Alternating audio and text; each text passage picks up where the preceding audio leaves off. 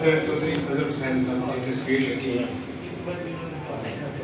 तो मैनू याद आ गया कि चौधरी साहब जदों इतों चलाना किया इस दुनिया तो असी उन्होंने बड़ा तगड़ा एक रैफरेंस करवाया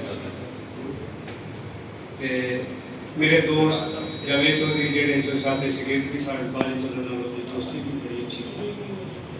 तो मैं इस्लामाबाद गया तो खुर्शीद नदीम साहब एक राइटर ने मुख्तलिफ अखबारों में बड़ा अच्छा कॉलम लिखते हैं, वो तो दोवें इकट्ठे सन। उन्होंने मैंने पूछा कि सुनाओ कैसा होया तुहाडा रेफरेंस। मैं मल आ नहीं सकिया। मैं कहा जी बड़ा अच्छा गया। 2-4 ऐसी गल्लां कीतियां तो खुर्शीद नदीम साहब जेडे ने ना वो बड़े मुतजस्सिस होए। कहते जी जो सब जो फलसफा सब कौन ने इन्हें केड़ी किताब लिखी। तो जावेद चौधरी ने एक बड़ा मुख्तसर जिहा जवाब दिता। उन्होंने कहा जी चौधरी साहब ने कोई किताब नहीं लिखी, उन्होंने किताबां लिखण वाले पैदा कीते। जी ये तकरीब ये उससे अगर मैं कहां कि उसे सिलसिला फजल हुसैनिया का तसलसल है तो गलत नहीं होना। सलीम ठाकर होरा की किताब मानता जिदे की अजकल बड़ी मानता है, वो मैं जो वेखी तो मेरे अगे वो सारिया चीज़ां वो गल्लां वो लफज वो रीत रिवाज जेड़े मैं अपने वड्डियां कोलों सुने सी उन्हां दी जवानी दे उन्हां दे दौर दे विआह किंज होंदे सी, लोकां दी की तर्ज़े जिंदगी होंदी सी और खास करके वो लफज जेड़े साडे हुण आलमोस्ट बोले ही नहीं जाते, मतलूक हो गए हैं, वो सारे लफज इस किताब में मौजूद हैं। और खास करके साडी जिहड़ी चज दुआबे की रैतड़ है दो दरियावां दे विचकारली इहदी टिपिकल इंतहाई सादगी ते एक नवेकले के ढंग नाल उन्हां सारियां चीज़ां नूं बयानिया है जिहड़ा पढ़न वाले नूं बिल्कुल औखा नहीं लगदा। अमूमन तुसीं कोई किताब पढ़न बह जाओ तो तुहानूं नाल अद्धियां दी समझ लफ्ज़ां दी समझ आती है तो कुछ दी नहीं आती। ये मैं इन्हां दी इस किताब दे विच 3 चीज़ां का देखिया है कि एक ऐस जज दुआबे की वसेब की जिहड़ी रीत रिवाज है जिहड़े कि हुण बहुत घट गए ने वो सारिआं नूं कलमबंद कर दिता और उहदे विच उस किरदार के हवाले नाल कि अज असीं जाने तो साडे आले दुआले हर जगह ते जिथे तुसीं जाओ एक जिहड़ी पॉल्यूशन है जिहड़ी एक छापरा ने पॉल्यूशन फैलाई है उस दौर के विच खजूर की टोकरी के विच फल फ्रूट लैके जाते थे कि जिहड़ा कि हुण नापैद हो और ओहदे नापैद होने नाल हुण साडे पॉल्यूशन की फकीर होई पई। उस तो बाद ओहदे च ओहदी मां जिसले वो पहली बारी जाता है तो मां की उहनूं अगेरे करन जाती। यह रीत सी साडी कि जदों साडा कोई मेहमान आ जाता सी तो घर वाले फिर उन्होंने अपनी पिंड हर पिंड की घत होंदी सी उतों तक उन्होंने अगेरे करन जाते होंदे। फिर ढोल का सद्दा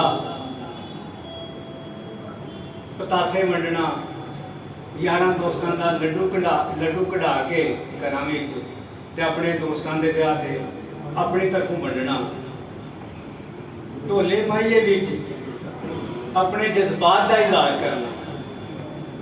मैं याद है कि असीं एक जगह गए तो उत्थे जनानियां भी टप्पे छप्पे गांदियां भी ब्याह से तो एक बीबी उन्होंने अपनी सोहरिया ते जरा कोड़ सी तो उन्हें एक टप्पा गाया कोड़े घरे ते प्याला ही सस मेरी जहर की कुड़ी सोहरा गर्म मसाला।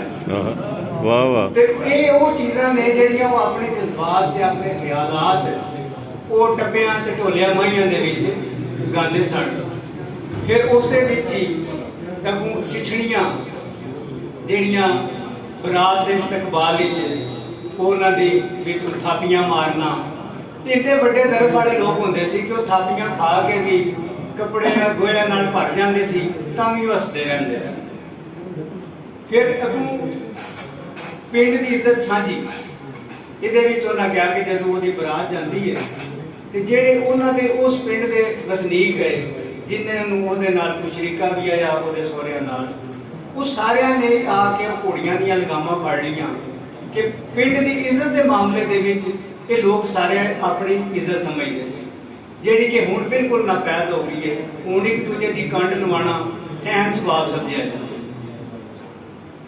ਫਿਰ ਇਹਨਾਂ ਦਾ ਤਾਲੀਮ ਦੇ ਸ਼ੋਬੇ ਨਾਲ ਵਾਬਸਤਗੀ ਰਹੀ।